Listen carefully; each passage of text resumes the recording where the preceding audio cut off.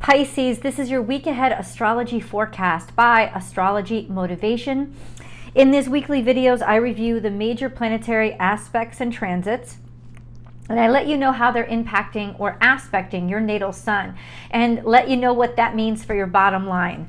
To understand this video, all you need to know is what your birth date is, because everything else I will translate for you. I'm going to start off really broad with the big stuff, the charts of the week, and then I'm going to focus that down into Pisces specific information. And then I'll break everything down into the 3 decans of Pisces so I can better interpret how your natal sun specifically is going to be impacted by these energies. Because you'll see that not all Pisces are the same. Not at all. So let's start out really broad with the big stuff. Yeah, I got it written down here. Okay, big stuff. This is actually a really nice week. Well, you know what it is? It's an intriguing week.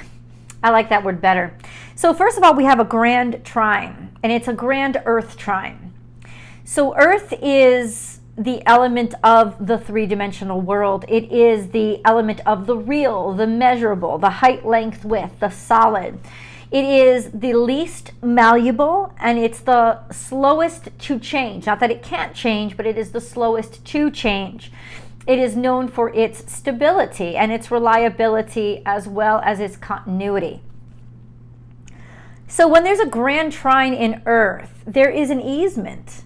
There is a sense of loosening up. And in Earth, that gives us a kind of sense of wiggle room. It gives us a little bit of a break from the norm. Now, what is this grand trine happening with? Okay, so we have Pluto in Capricorn, which is already dynamic metaphoric change, permanent change. And then we have Uranus in Taurus, which is ingenuity and change and independence. And then we have the sun, which is, now Pluto and Uranus have been trine, and they will be trine for a long time. But the sun has moved into the 3rd decan of Virgo, which is why we have this grand trine, because we have planets placed in this beautiful symmetry of a perfect triangle. So we have the sun this week having moved into this grand trine, or creating this grand trine, because the sun is now trine to Pluto and trine to Uranus that are trine to each other. This is really exceptional energy because it means that there is dynamic, permanent change that is happening to the self through the easement of tradition or what has always been.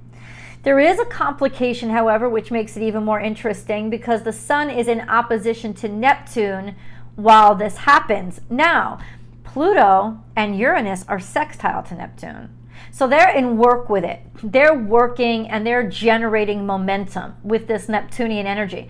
But the sun is in direct opposition. What does this mean?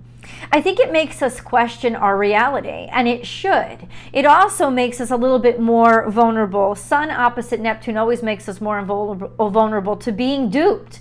But what I think the question here is, how have we been duped by reality itself? And what do we need to ease up on in order to change and to dynamically innovate ourselves? What have we told ourselves that isn't true, whether for the better or the worse? So this is a big philosophical question, but I think what it comes down to is the capability this week to be able to expand ourselves in directions that we thought we couldn't. Now we have Saturn opposite, Mercury opposite Saturn most of the week too, actually just through the 16th. So Mercury goes direct the day after the new moon. The new moon is on the 14th. But Mercury and Saturn for most of this week until the 17th, Mercury is in opposition to Saturn. But then Mercury opposite Saturn is pretty much restriction of speech, of thought, of not allowing yourself to think freely, of feeling you don't have a right to say things like that. A lot of pressure that's associated with your thoughts and your words or whatever you've written down. A lot of seriousness. That eases up toward the end of the week as well. When Mercury goes direct on the 15th, it won't start getting a lot of momentum this week. In fact, it pretty much stays at 8 degrees Virgo the whole week. But Mercury will start regaining its momentum, and I think it's interesting that it breaks that restrictive energy as we're being asked to open ourselves into innovating who we are. Now, Venus gives us a lot of positivity. She gives us positivity all week long because she is squared to Jupiter, which is challenging in how indulgent it can be. But ultimately, it is optimistic and pleasurable energy. And talk about pleasure, Venus is sextile to Mars as well, which is very sexy and sensual energy. That normally wouldn't impress me. It would make me feel like, oh God, we're going to go a little bit crazy. This is like humans going wild. But Venus is also trying to Chiron, which tells me that there's wisdom in her sense of self-worth. There's wisdom in her sense of emotional wisdom because she's been through shit. And what she's attracted to now is probably not what she would have been attracted to before. What she desires or the values, what she values has changed. Because she's changed, because she's learned her lesson and she's not the same person, so she doesn't have the same standards. It's not that she's lowered her standards, it's that they've changed because she's learned what to value and what not to value. So I think we have a lot of disintegration of the old stereotypes and the old illusions of what was right and what should remain, and there's an easement of that so that we can make dynamic changes, especially to how we value ourselves and how we allow ourselves to be valued. Now, the new moon is on the 14th. It is a new moon in Virgo, and new moons are always about new beginnings, and they're always about new potential. But this new moon is trine to Pluto, trine to Uranus, and opposite Neptune. So it's really all about how we feel about who we are and allowing this whole new dynamic of our capabilities and possibilities to switch it up and to expand us and help us grow, or at least help us confront where we have been led astray by our own self-deceptions so we can start over in a more realistic way. It's a very loving environment. It's almost like a cradle. And so it's a very fertile soil to plant a new beginning. What else did I want to go over with you? Nothing. Let's go into Pisces specific energy. We have a couple of things to look at for Pisces specific energy. Number one, what is happening in Pisces, the zodiac sign? And number two, what's happening with your ruling dignitaries? Because you've got two. You've got a traditional and a modern ruler. So what's going on with Pisces? Both your traditional and your... No, it's not true. No. Your modern ruler is in Pisces. It's Neptune and it's at 26 degrees. Yeah, that's a very creative energy. That is just go with the flow, almost like psychic. I don't have any explanation. I just know it's true. And then we have Saturn at 2 degrees. They're both in retrograde still. Saturn is also very solid, insisting that dreams turn into something substantial, which could create a discipline that creates a lot of new great ideas, really substantive ideas, like taking nothing and making it into something. But okay, what do I want to say? Saturn is going to be conjunct the natal suns of those of you in Pisces 1. And Neptune is going to be conjunct the natal suns of those of you in Pisces 3. You already know that. We discuss this every week, but we'll go over that again. Let's go into Neptune and Jupiter. So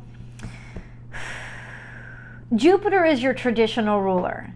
So there's always a bit of optimism, and there's always a bit of openness, loving to learn, especially about different cultures, world cultures, and you cannot tell me that you don't love to frickin' travel. The only people that love to travel and get out of town more than you are Sagittarius is because they're ruled by Jupiter too. So, listen. Jupiter is at, Jupiter is at 15 degrees Taurus.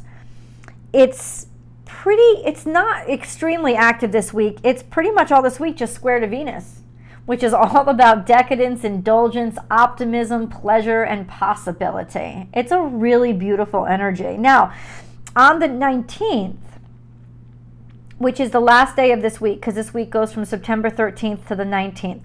So on the 19th, Jupiter will come into opposition with the moon. That could be a pretty dramatic day. You could feel a lot more and be a lot more just dramatic for that time, or have so many emotions they kind of overwhelm and overpower you. Just an FYI. Neptune.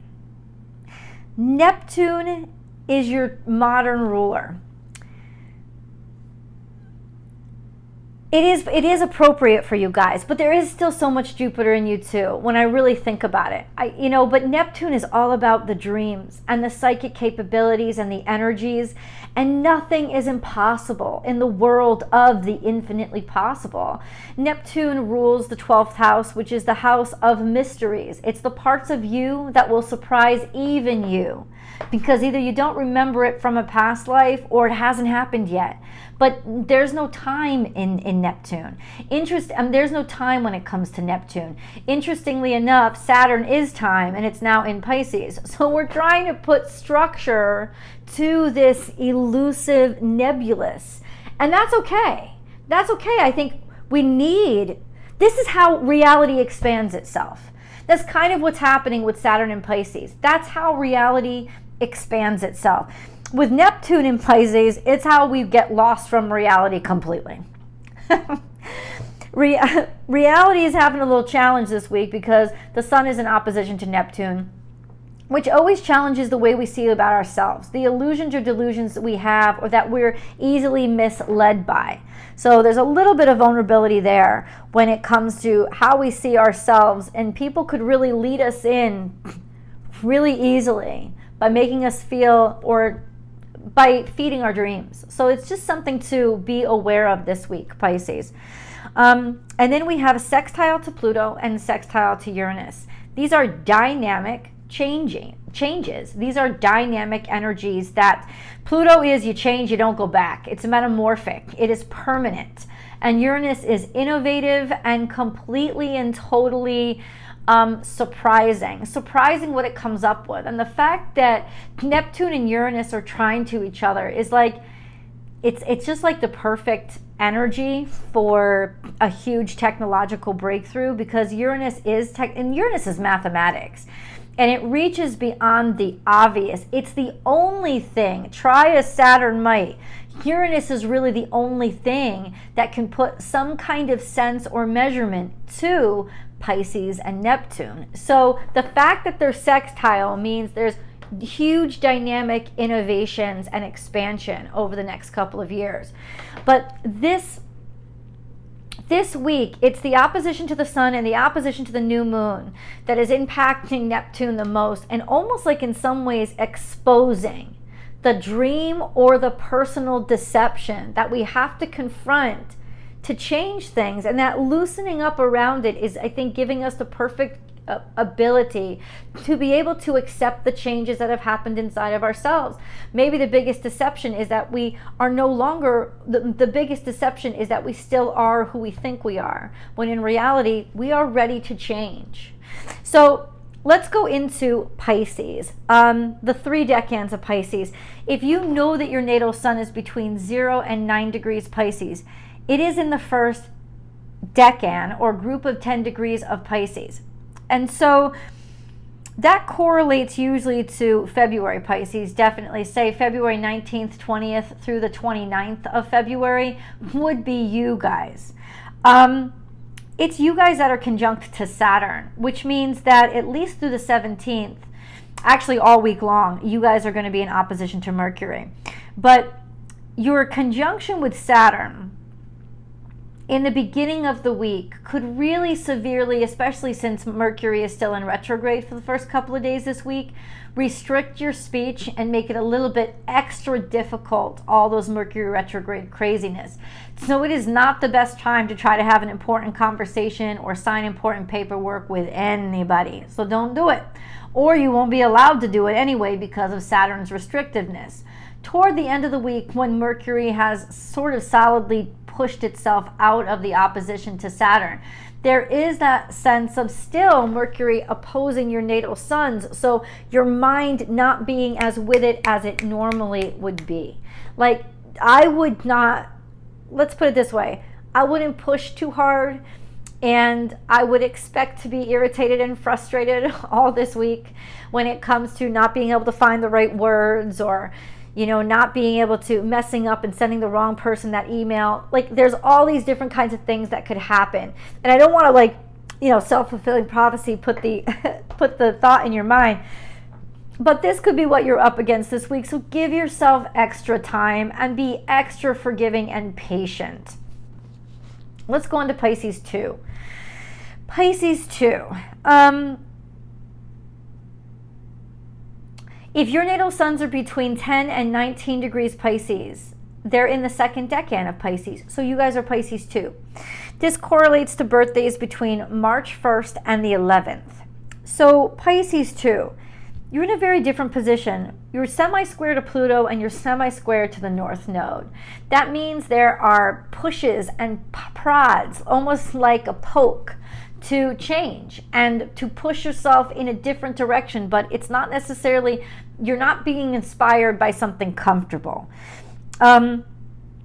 This will go on for the next couple of months with the North Node and the next year or so with Pluto. So just an FYI, but there is, it almost seems, you could also take on the quality of being the nag or the person who pushes as well.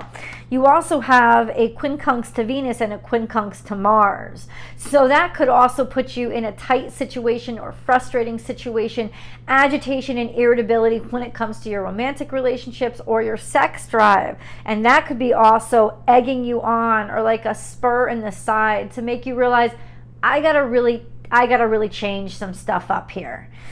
We also have a sextile to Jupiter. So there is that optimistic sense of you. So whatever you decide to change, especially if you're driven through irritation to that conclusion, there is an optimism that can take over. And with Jupiter sextile to your natal suns, you'll find the silver lining, even if you don't look for it.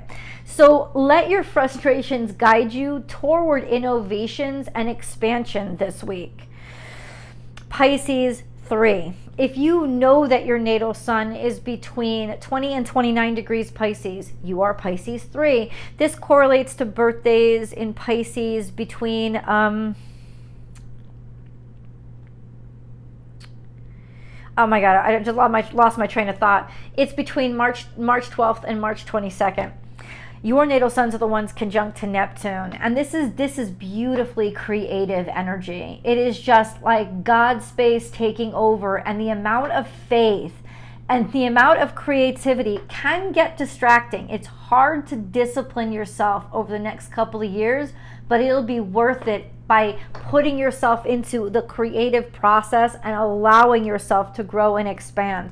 Not only your creative energy, but your psychic energy, since you also have a sextile to Pluto, which means, yes, this is supposed to be changing the game, disrupting the process, creating things that will change who you are and allow yourself to metamorphosize over the next couple of years. We also have a sextile to Uranus, so you will be able to put it into practical numbers, letters, or like communications. You'll be able to communicate dynamically and express yourself in a way that it'll eventually make sense. But it's also this sense of, I want to be different. Like, I want to assert my individuality and uniqueness and independence. You guys are right at the epicenter of innovation right now. So that's gorgeous. We have semi-square to Jupiter. Semi-square to Jupiter isn't negative. It's just, it's almost like you can't wait. It's almost like an agitation that I just want to get things done and grow and grow and grow. And your optimism is almost getting irritating because you can't keep up with how fast you want to grow. But that's all. It's generally optimistic. But it can be frustrating if you allow yourself to expect or don't somehow pace yourself. Just an FYI. You have an opposition to the sun this week, and you're in opposition to the new moon. So there is definitely some overstimulation when it comes to sun opposite sun in terms of conflict with egos, you having to face your ego, you having to face other people's egos or face your ego through facing other people's egos. Also a sense of confidence issues can come up around this time.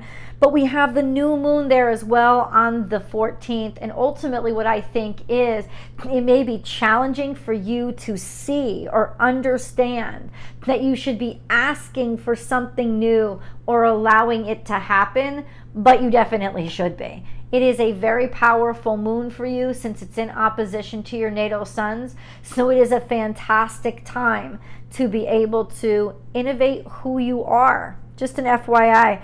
You guys let me know in the comments below how you are finding this energy. Please be sure to like this video and share it with people that you think would like it too. Don't forget to subscribe to the channel so we can grow here on Astrology Motivation.